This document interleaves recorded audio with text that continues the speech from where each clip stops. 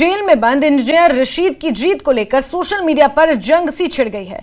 एक ओर उमर अब्दुल्ला के ट्वीट हैं तो दूसरी ओर दूसरे दल उमर अब्दुल्ला के बयानों को लेकर निशाना साध रहे हैं। उमर अब्दुल्ला के एक ट्वीट पर वहीद रहमानुपर्रा ने प्रतिक्रिया दी है। उमर अब्दुल्ला ने जवाब भी दिया है। उन्होंने लिखा है कि वहीद, मैं आम तौर पर यहां किसी भी आगे पीछे की बातचीत में शामिल नहीं होता। मैंने इंजीनियर की रिहाई के बारे में बात की, साथ ही मैंने 2019 में हिरासत में लिए गए हजारों लोगों की रिहाई के बारे में भी बात की। मेरे लेख एक दृष्टिकोण है। मैं कुछ हिस्सों से सहमत हो सकता हूं, कुछ हिस्सों से असहमत हो सकता हूं, लेकिन वो एक राय है। जहां तक इंजीनियर रशीद की रिहाई का सवाल है, ये अदालतों का मामला है, जैसा कि ऐसे सभी मामलों में होता है।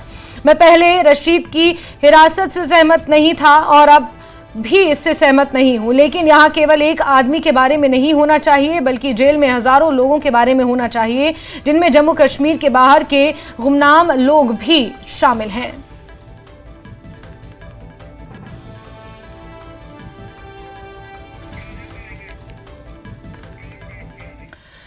और इसी के साथ